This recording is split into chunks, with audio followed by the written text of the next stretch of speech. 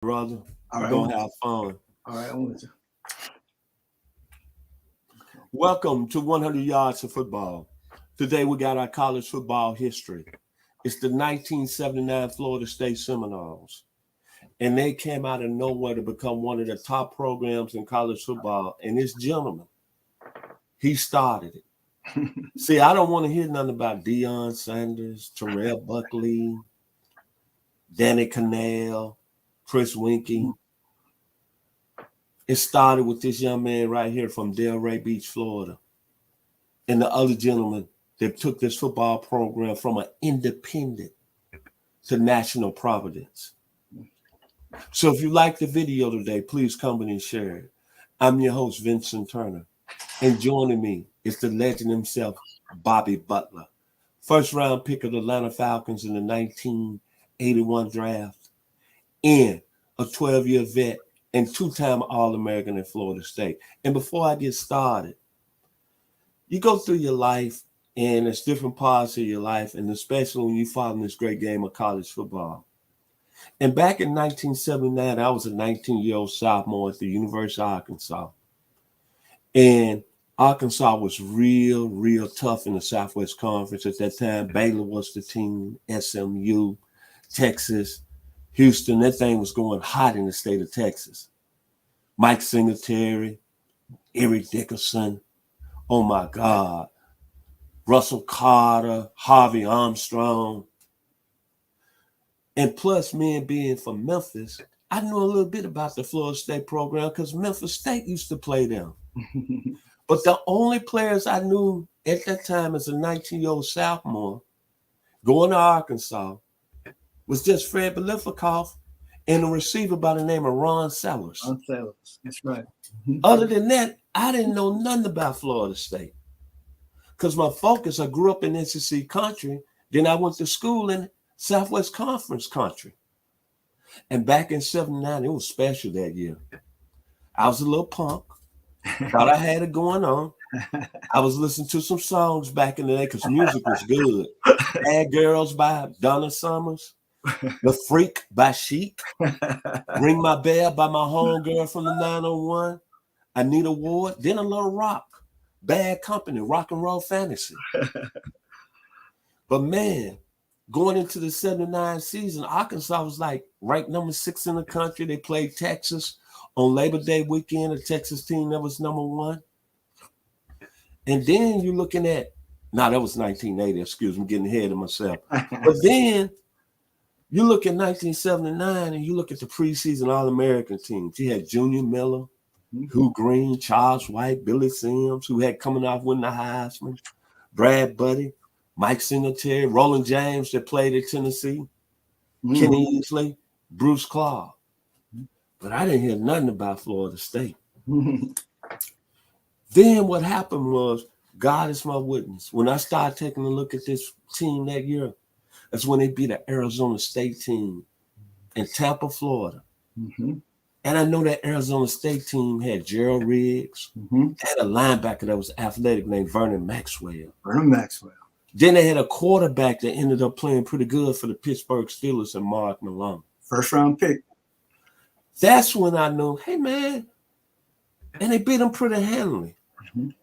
Then a couple of weeks later, they beat a Mississippi State team that I knew all about Mississippi State back in the day. Johnny Cooks was on that team, Marilyn McDowell, James Jones, they played with the Cowboys, and they beat them in a real physical football game.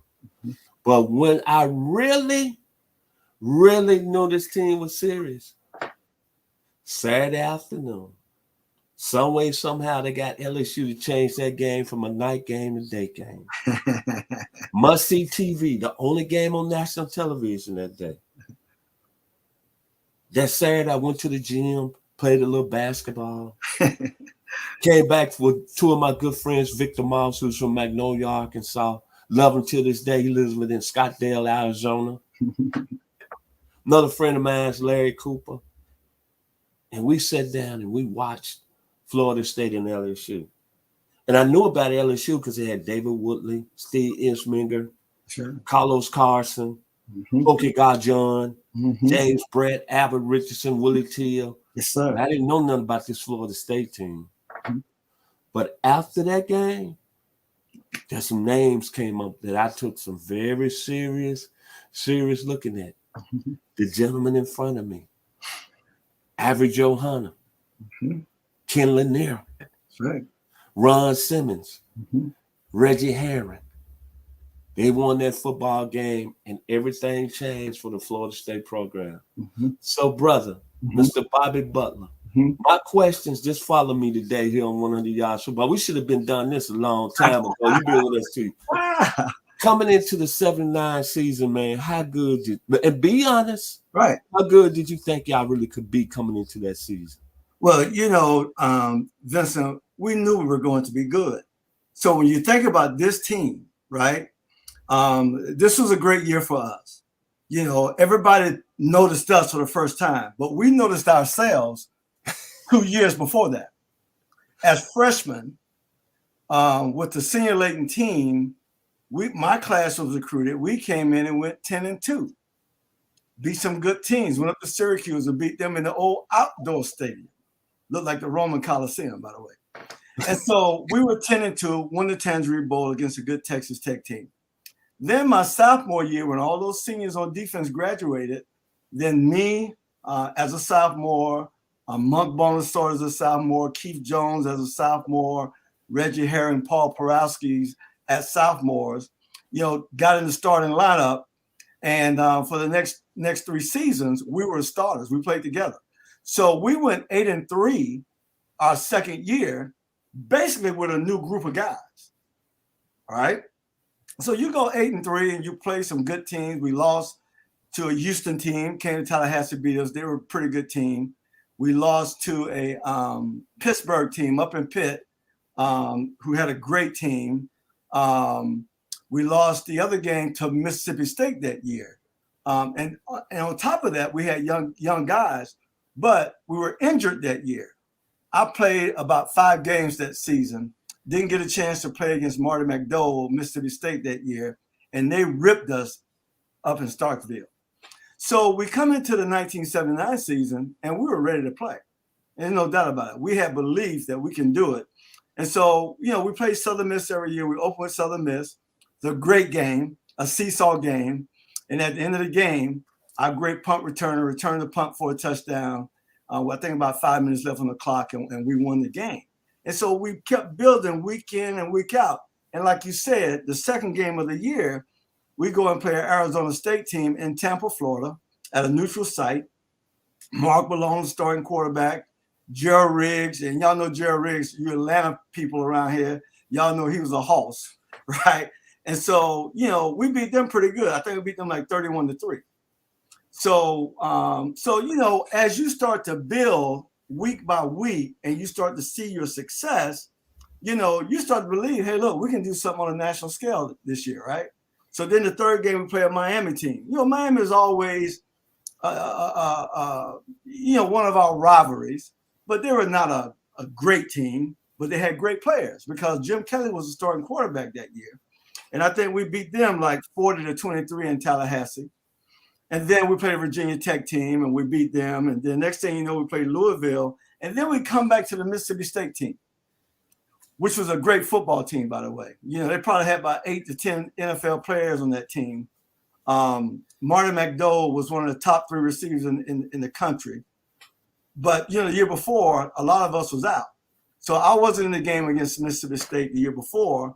And so, we stopped Marty McDowell. We blocked the kick. We played hard-nosed defense. And bodies, Vincent, I never forget this sight. Bodies were laying out on the field that day. It was some hitting going on that night, right? And you know how Mississippi State did. They had people like Johnny Cook. They had people like Kenny Johnson, who I played the NFL with for a long time. Very physical football player. So, it was the SEC, and that's what they did. They played physical ball, and it was a great game, and we ended up winning that game in Tallahassee. But then, like you say, the LSU game, for a lot of people that was, all right, we might have something here. I remember going into that game, and, we had a pretty good secondary, right? We had the Oreo cookies. We had 2 corners on the outside that were brothers. We had 2 Caucasians playing in the middle of the field, Keith Jones and Monk Bonasart, right? So they were the cream. And we kept hearing about the Soul Patrol from LSU, the best secondary in the country. And, you know, we had something we wanted to show them that, hey, look, we were pretty good ourselves in the secondary. And you think about that game that our safeties had that day. Keith Jones and Monk Bonasart played lights out that day. Keith Jones showed himself to be one of the most physical, strong safeties in all of college football that day, right? But we've always known that. But the country didn't know that, right? So a nationally televised game, we're going to Baton Rouge, and the whole week of practice, you know, when you prepare for Baton Rouge back in those days to play LSU, you go in your stadium, you get the people up in the sound booth to just make all these crazy noises because it was the loudest stadium in the nation back then. But you know, Vincent, we found out the secret to that noise. You go out there and put 1 or 2 touchdowns on right away, and the people will be quiet, as you like to say. They were quiet. And so they were quiet, and we had control of that game, the whole game, and went up there and won a big game. And so, and then we go the next week, we play a team that always played us tough. That was one of the worst football teams in the country in Cincinnati. All right. And we go up there and we're ranked number 6 in the country. It's cold, right? It's cold. We go up there and we're behind 21-0 at halftime. And come back and win that game, beat them 26-21. And then the next week, we played a loaded South Carolina team for homecoming with George Rogers running the football. And another SEC school, we beat them 27-7 in Tallahassee. And then we went to play Memphis State, and we won that game. We're not going to talk about it. We're not going to talk about the score, but it was a game that I was looking forward to because one of my hometown buddies played quarterback for that team, and I used to date my sister. And I was looking at Tom Smith over there and go, man, he's playing quarterback because, you know, I was a quarterback growing up in high school, and he was a quarterback in the same youth program 2 ages down from me. And I used to watch, we call him Boot. I used to watch Boot play. Boot can throw that football. And so anyway, we win that game, and then we ended up playing Florida in Gainesville, winning that game and completed the first undefeated regular season team in Florida State history. Now, hold on right quick. I want to ask you something. Mm-hmm. Now, that Florida game, a lot of people don't know this, that the gentleman that's on TV on NBC Sunday Night Football, that game, and I'm sorry, Gator Nation, I got to do this and then I got to do that. The young man right here had probably one of your greatest college games going up against Chris Collinsworth. Right. And I want to ask you that day, was that the day that you really kind of made some money that day and knew then that you was going to be in the NFL and that money was going to come, money, like the OJs? well, let me back up. When you start talking about, I always say this, even in high school, your junior year is the most important year, especially back then when you had to play 4 years in college before you entered the NFL draft. You couldn't come out early back then. So your junior year is always the year, right? And so, you know, that whole season, I think the Mississippi State game was a game that people were like, well, God, dog, he shut Marty McDowell down. You know, Marty was a beast now. Yeah, big guy, man, big receiver, about six, even about 200 pounds at the time, which was huge for a receiver. And was a monster, one of the best. I think he was one of the top 3 receivers in the nation that year. Him and Chris Collinsworth and David Verser from Kansas, right? And so I shot Marty McDowell down. So that got everybody's attention. And then, you know, LSU played a pretty decent game. You know, it was a physical game. You know, made a lot of great tackles in that game. Didn't make a lot of pass defenses in that game, but had a great physical run support day. And then we go to the Florida game with Chris Collinsworth. And that day they threw the ball 56 times. So they knew the only way they could win or possibly win, they had to get Chris involved in the game plan and had one of the better games I had in college. Then moving on down, we going to the Orange Bowl. And you shared this story with me, and I'm going to put it out there today. Mm-hmm. The Oklahoma Sooners. Mm-hmm. You said the pregame festivities, the parades, and I saw that gleam in your eye, and you still get upset when you talk about this. But you said you couldn't believe the disrespect that the Sooners had for y'all as a football team. Mm-hmm. But there's a play in that game that y'all need to go to YouTube. My brother right here came up and laid a boom on the young man from Hooks, Texas. What was the conversation after that tackle? I want to know what was said after you came up and lowered that boom. Well, back then the game was different. The game was not a nice game. I mean, we were not nice. But let me just back up a few days before the game. And if you know me, anybody who know me, I'm a mild, smile. I have a good time guy. I'm very friendly. I don't wish no ill will against nobody. I just happen to play football. But when I play football, I play football as a different guy. I had to do what I had to do. But we're at the Orange Bowl. We're at the Orange Bowl parade, and we're sitting up there. A group of us it had like a stands. We was up in the stands at the beginning of the parade, and there were a group of women sitting to our right. And I was with my buddies. They were talking to these women. They were going at these women, but we found out that these women were the wives of most of the Oklahoma players. David Overstreet's wife was down there. Ted Watt's wife was down there, and Billy Sims' wife was down there. So they started talking to them, and then found out that they were the wives, and so they started going tick for tick. Now I'm sitting up there minding my own business. I'm not saying anything to anybody. And then all of a sudden, she turned around, Billy Sims' wife, and look at me and go like, "Well, what you play?" I say, "I'm a cornerback." She said, "You play defense?" She said, you don't play, do you? I said, "Yes, I'm a starter." She said, "My husband gonna run all over you." So that's how it started. And so I was not disrespectful to her, but I kept that inside. And so when I got to that game, I wanted to destroy him. Every opportunity I got to hit him, I wanted him to feel me. I'm 150 pounds, y'all. But he felt me that night. And that night really got everybody's attention. When you start talking about stock, draft status, that night was a big night for me because I just shut Chris Collinsworth down in December, playing a game against the pass. But here I am now against the run, against one of the best programs in the nation, and I'm not playing. So every time I hit him, I said something to him. And I can't repeat on the show what I said. Did he say anything back to you? He didn't say a word. He didn't say a word. What about JC? JC Watts at the time. Well, JC, I really respect JC. I love JC Watts. Even to this day, man. JC is a fine man, man, fine gentleman. And we, from time to time, me and JC talk to this day, right?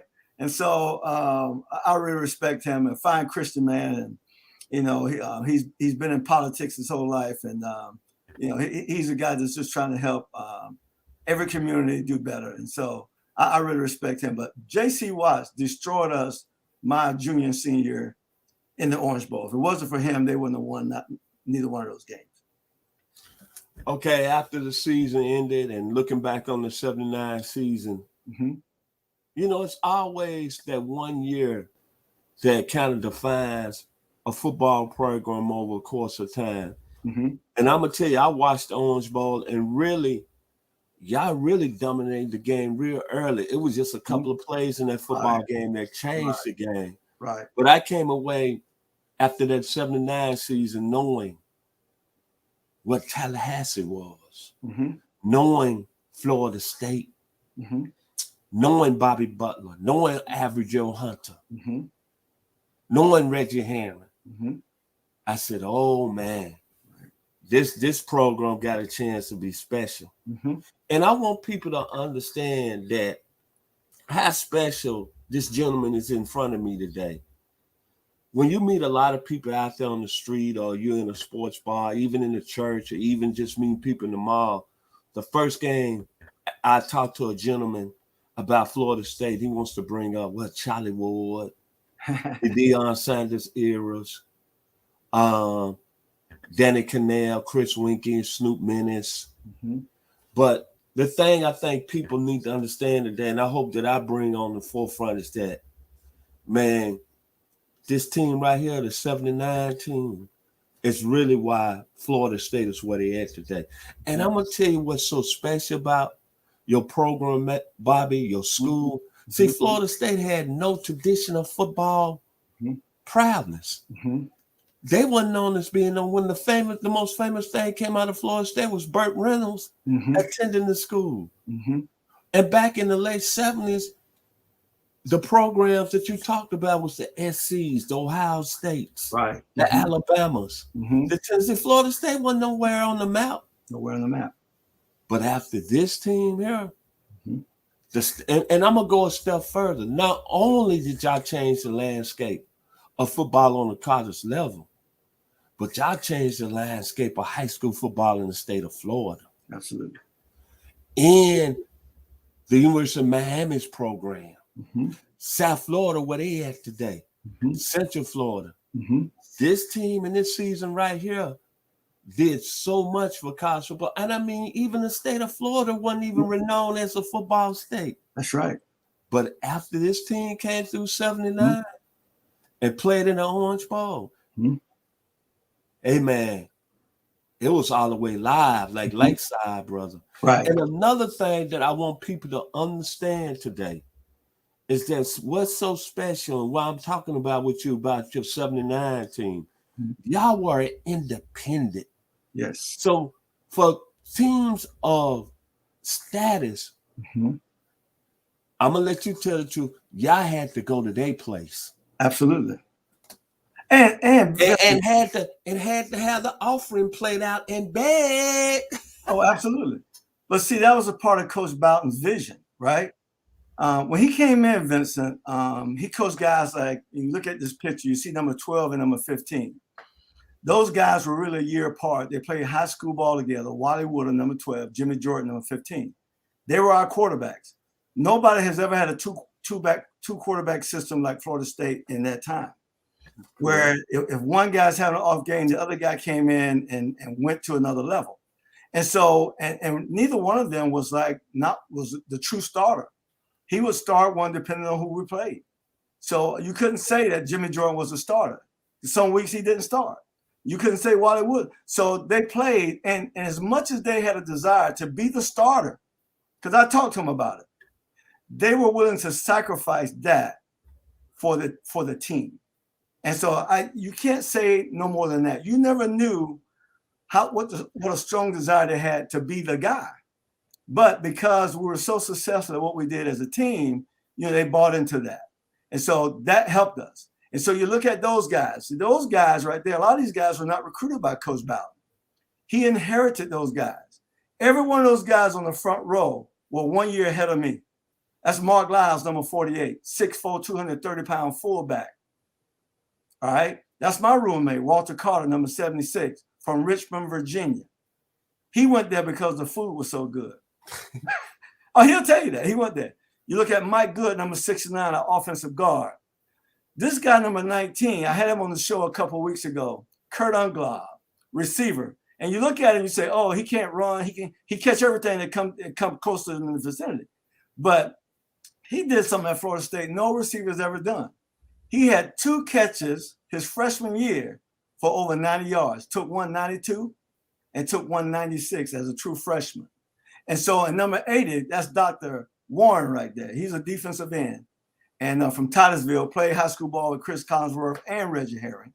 And so those guys, and Jackie Flowers, I can go on and on. Ivy Joe Hunter, Hector Gray, Gil Scott, all those guys, Gator Cherry, they were there and they were part of the pieces. And then he recruited our class. And then we went that way, right? We went that way.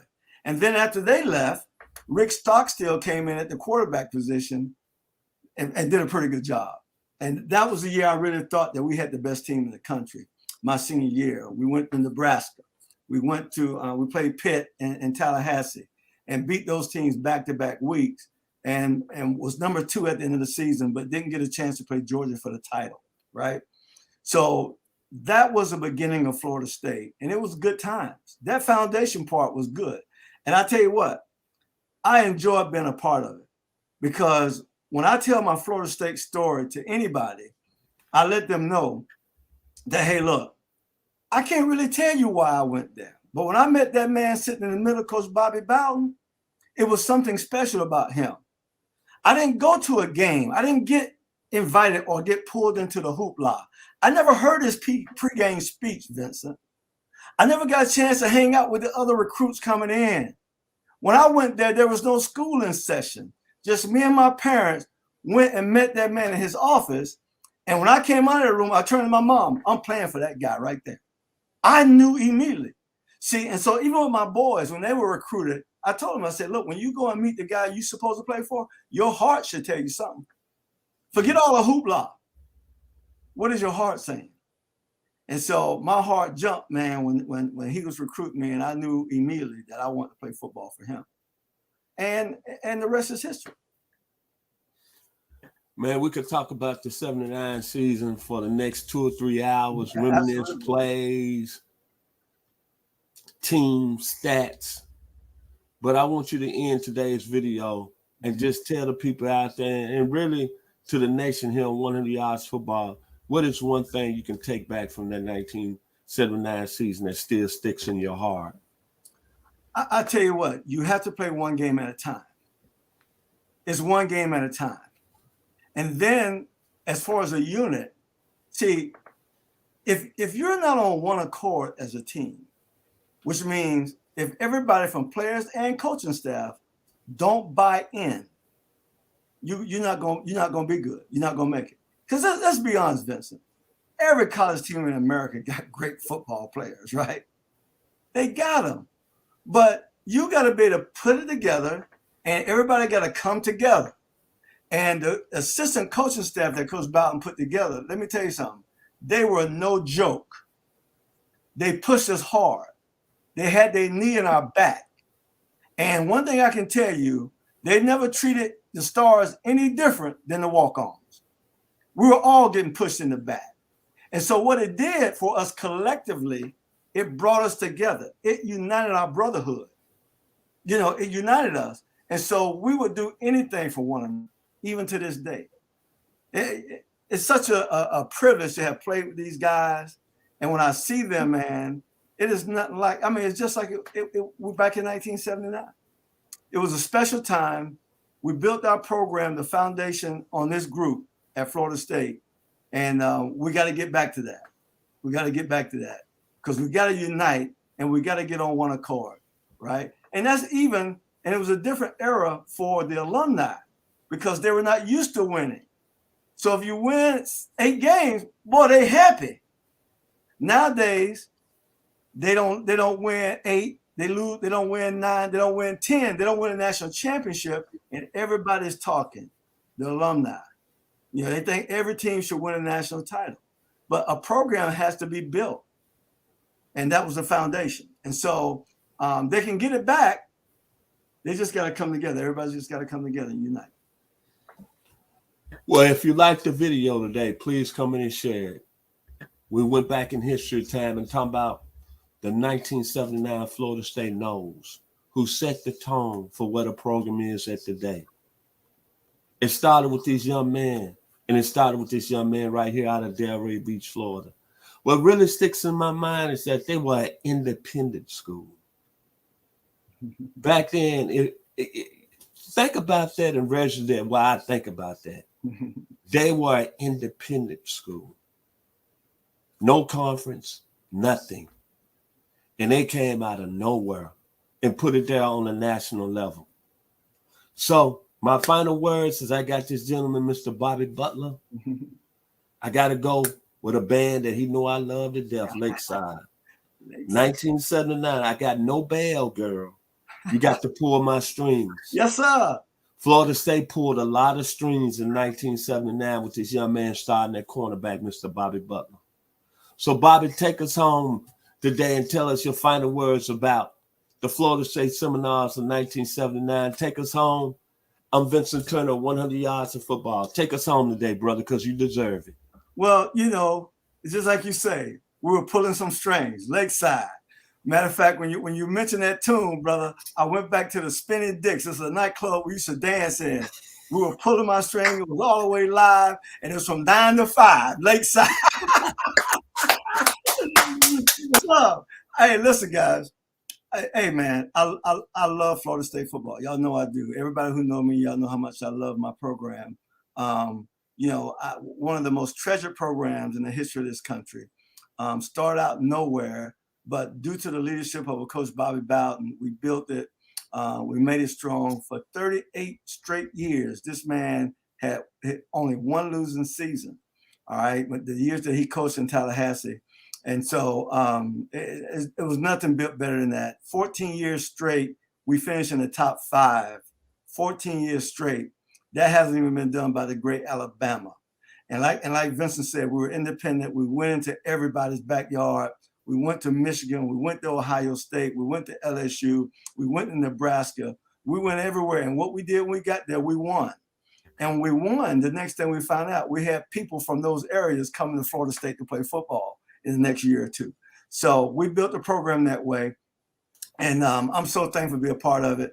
And Seminole Nation, let's unite. We'll get it back if we all come together.